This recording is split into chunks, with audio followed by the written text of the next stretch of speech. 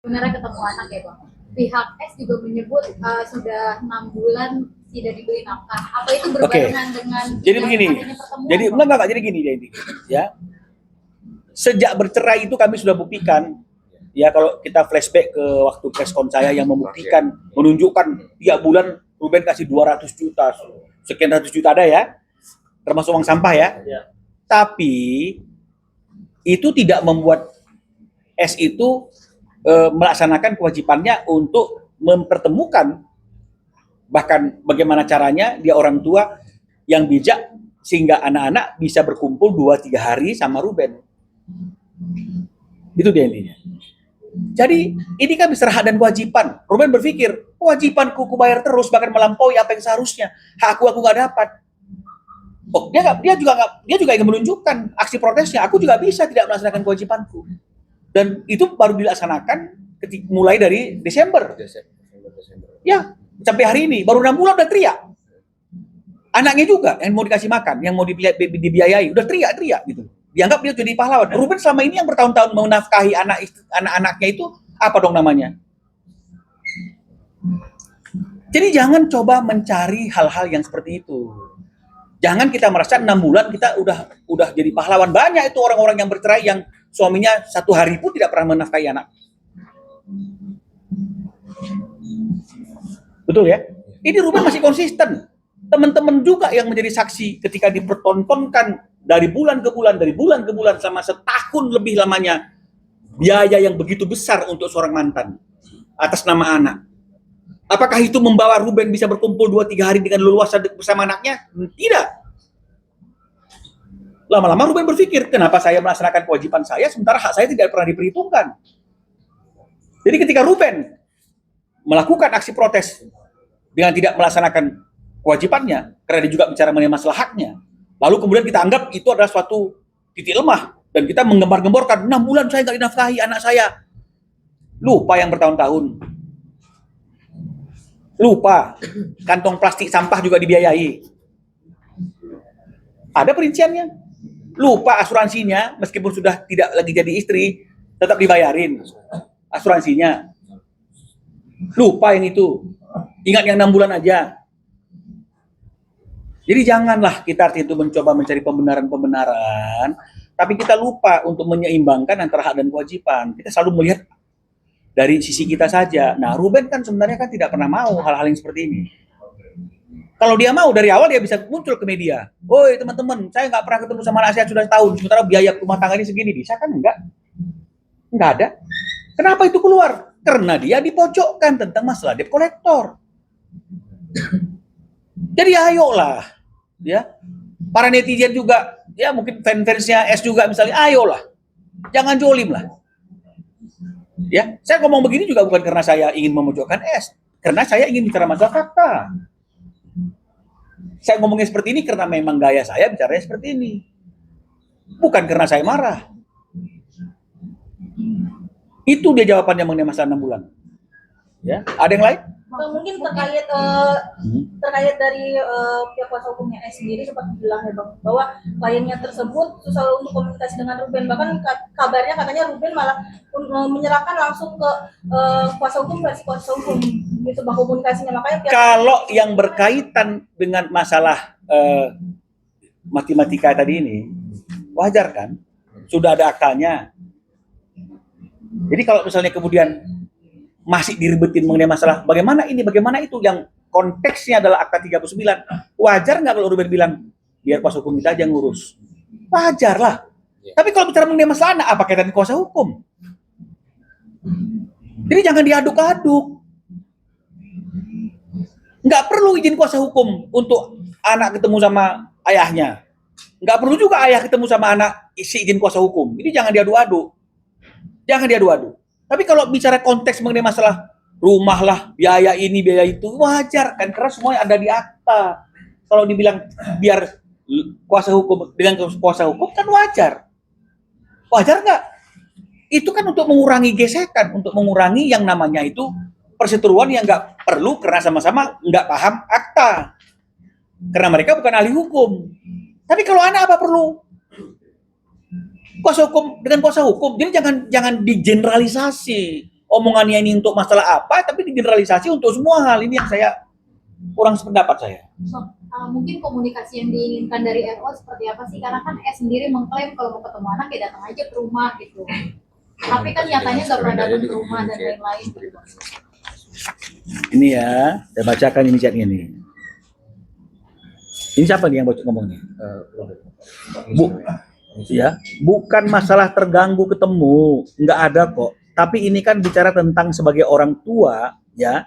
Dan yang aku minta juga nggak sulit kok. Hanya dititipkan selama kamu pergi. Jika aku berhalangan, ya baru kita sepakat. Bukankah sudah ditentukan? Begitu, Bun. Apa jawabannya dia nih? Ya nggak kelihatan nih. Titipannya gimana maksudnya? Titipannya gimana maksudnya? Ya karena dari dulu juga kalau ada halangan ditemani dari dulu sama Yeye. Dari dulu juga begitu kok. Kalau ada apa-apa sama neneknya ya ketika masih sama istri. Jadi begini ribetnya. Siapa bilang? Kok dipertanyakan lagi maunya Ruben apa sih? Ada kok chattingannya dengan si S. Ada ini. Nanti boleh diambil gambarnya. Jadi jangan kita tuh coba mencari pembenaran sendiri gitu ya. Tidak semua suami itu jolim. Jangan bicara gender, karena laki-laki, biasanya laki-laki ini yang menganiaya wanita. Enggak loh. Ada juga kadang-kadang wanitanya yang menganiaya laki-lakinya, kan begitu. Jadi ayo dong, kita lihat konteksnya. Makanya saya selalu bilang sama netizen, hater, semua hater, kita bicara konteksnya, jangan kita ikut campur. Karena pasti kalian nggak tahu apa yang terjadi. Nah ini ada chatting-chattingan seperti ini, diribetin seperti itu. Nah, dia dulu kan dulu, sekarang kan sekarang, Bun, beda. Tetap tuh dipersulit pakai birokrasi. Akhirnya dilempar. Ngomong lu sama anaknya. Habis gimana kalau anaknya nggak mau? Ada tuh di sini semuanya. Mana tuh? Yang anak kalau anaknya nggak mau, ada di sini. Nanti coba nih, tebel ini chattingannya. Jadi ini bukan sekali dua kali. Apakah dengan kondisi seperti ini kemarin-kemarin Ruben lalai untuk memenuhi kewajibannya, bahkan melampaui apa yang seharusnya? Sekarang saya tanya, yang masih menikah aja, ada nggak suami kalian memberikan nafkah 225 juta per bulan? Ayo nih yang udah nikah. Ini mantan loh. Masih diribetin juga. Ya, masalah tiket nonton konsernya masih diribetin Rubennya. Padahal mantan, alasannya anak. Bang, mungkin sedikit aja Bang, udah berapa lama mungkin Ruben gak ketemu sama, ada nggak sih Bang, ini kan Ruben sendiri kan udah menghubungi anaknya langsung Bang. Jadi kalau jadi kalau nggak ketemunya itu udah dari Desember kalau menurut Ruben nggak ketemu sama anak-anaknya. Ini ada chatting-chattingan ini. Ya. Talia tuh 30 Desember. Halo Cici, lagi apa? Ya. Lagi staycation, I happy. Wow, keren. Pastilah happy. Jadi kapan? Ini ada komunikasi Desember nih. Ya. Terus ada 25 September. 25 April. 25 April dicat lagi Talianya, jawabnya 15 Mei. Coba kalau kalian chat anak kalian, ngechatnya 25 April, jawabnya 1 Mei dan 15 Mei. Apa reaksi kalian? Anak loh. Jadi jangan coba tanya-tanya lagi gimana komunikasinya, gimana ininya, ada semuanya. Ruben itu bukan orang yang cengeng. Ya, sampai Ruben itu mengemis. Ya, jangan dianggap dia itu orang yang rapuh, orang yang lebay, enggak. Ini ada bukti-buktinya nih, coba bayangin. April ngechat anaknya, dibalasnya 1 Mei. Masih ditanyakan lagi. Pernah coba gak komunikasi sama anaknya? Udah pernah? Aduh, jangan ngomong kalau nggak pernah tahu. Ini ada buktinya. Itu sudah dilakukan semua. Dan sebenarnya ini bisa nggak usah ke publik. Internal saja kalau misalnya tidak ada serang menyerang masalah debt collector lah, mengenai masalah rumah lah, itu pemberian si anu, pemberian si ini, tapi dalam konteks ini masuk dalam anggaran harta gono gini. Ada juga pembiayaan yang jelas kan transfernya kemana. Kalau mengenai masalah masih itu diagunkan, kenapa pilih itu? Pilih aja yang aman. Atau diperhitungkan. Kan bisa, tapi kan nggak mau. Tetap pilih yang itu. Berarti Sarwenda tahu ya Bang kalau itu dia? Tahu dong. Orang dua-duanya tanda tangan kok. Mau ditunjukkan tanda tangannya tuh. Itu dua-dua orang di sini juga dikatakan sini. Ya, saya tunjukkan ini. Ya. Jadi nggak usah, jangan ngomong. Jadi yang sesat ini siapa di mana tuh? Mereka berdua ya. Tuh, pasal 3 nih ya. cicilan utang terhadap PT BCA ya nomor akad sekian dengan hak tanggungan berupa sebidang tanah tadi itu Cilanda itu ya Menjadi tanggung jawab para tetap menjadi tanggung jawab para pihak hingga lunas.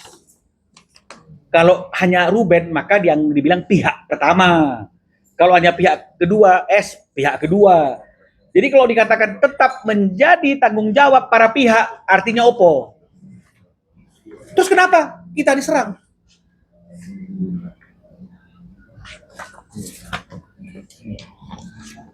Kenapa diserang? Seperti yang saya bilang tadi itu gampang kok. Siapa yang mau take over itu? Atau dijual misalnya? Atau gimana caranya? Aset yang aman ini dijual, tutupin itu bagi dua. Aman kok kalau memang niat, tapi kan nggak mau. Ini tetap ingin dikuasai.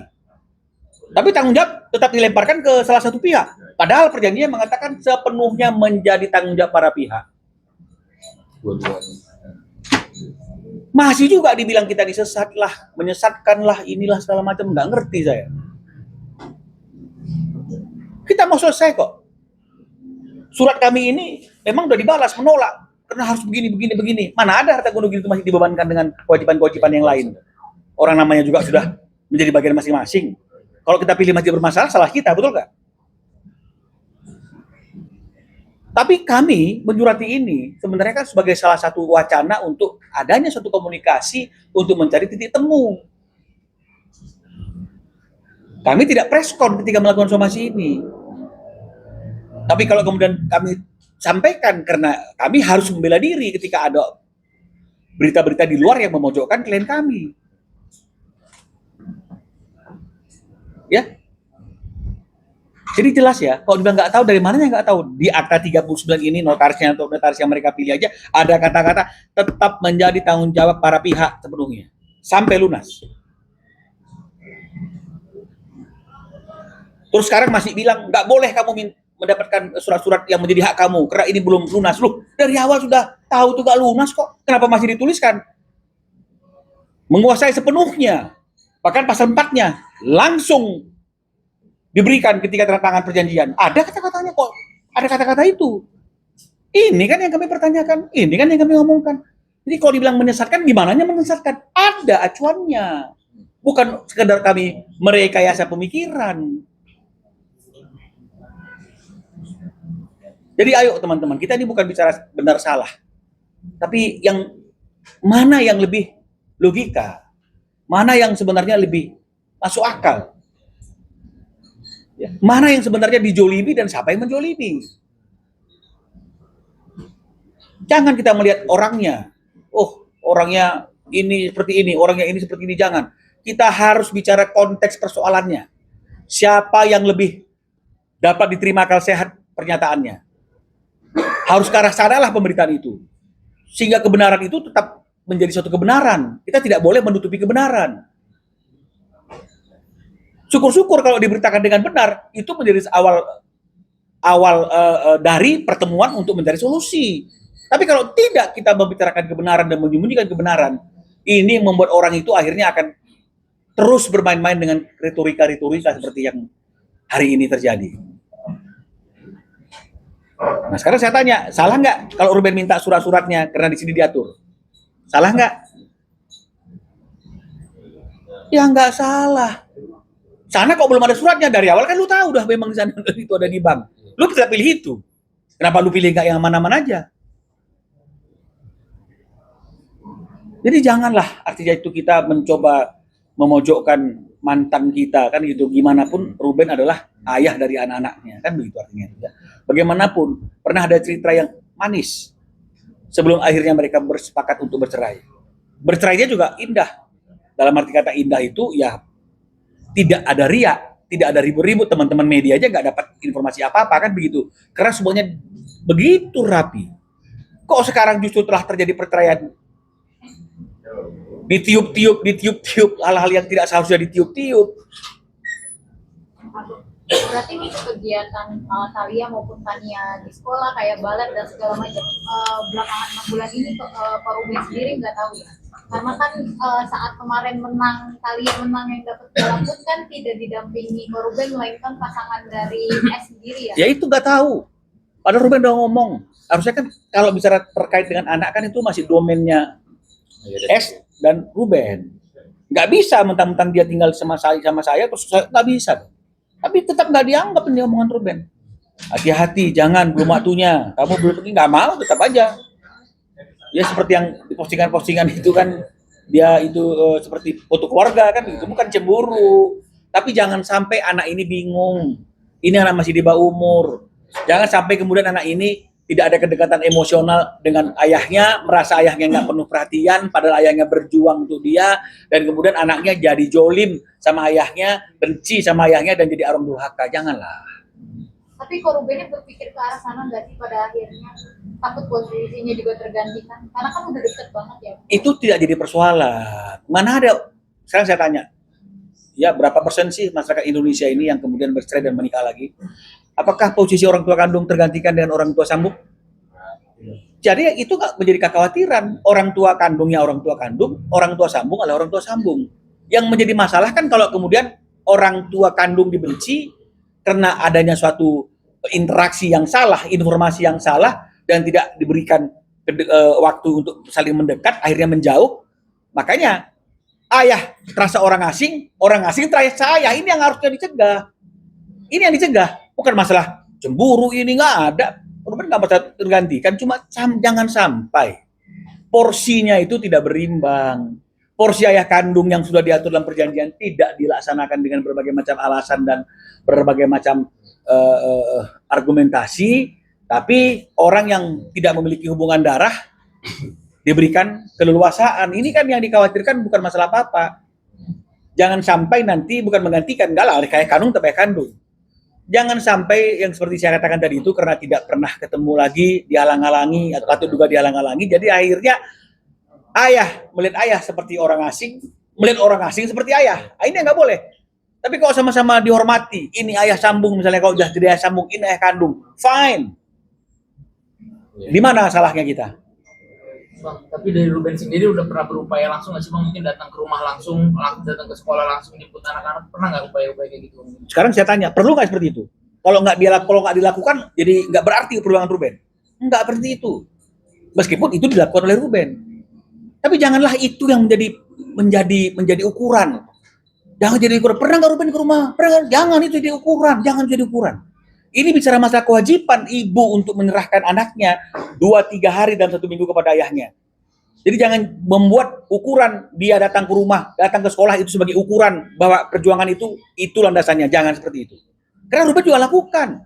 Tapi ketika dia datang ke sekolah, dia nggak dapat tempat sebagai seorang orang tua kandung. Kan pernah saya cerita kemarin yang dia fotonya belakangan. Kan begitu. Ya. Kalau menurut Ruben, anak ini mau ulang tahun, ada anaknya yang mau ulang tahun nanti dalam waktu dekat ini. Tahun lalu, ulang tahunnya, yang biayai masih Ruben kok. Tapi yang menentukan undangan siapa? Bukan Ruben. Yang biayai Ruben. Terus masih lagi kita mengatakan, pernah nggak dia datang ke rumah? Pernah nggak datang ke sekolah? Kok dangkal kali kita menilai sesuatu persoalan.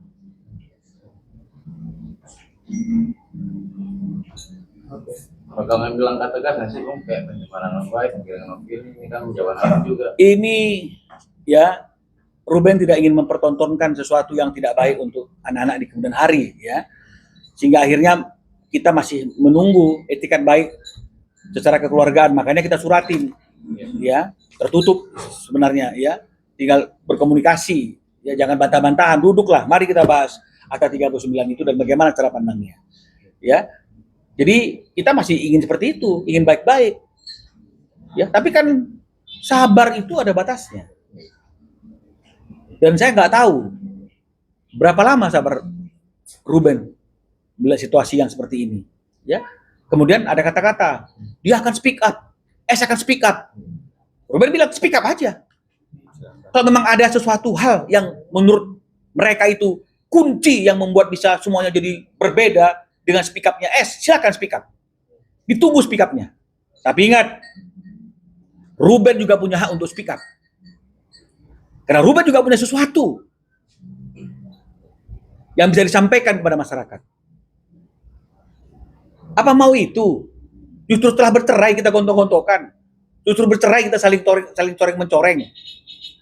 Jangan. Ya, sudah berhasil perpisahan itu dilakukan dengan baik. Sudah berhasil perpisahan itu juga tidak menimbulkan riak-riak terkait dengan masalah hak asuh anak, tidak juga menimbulkan riak-riak terkait dengan masalah harta guru gini. Jangan sekarang justru semuanya sudah diatur, kita buat sesuatu hal yang menjadi riak.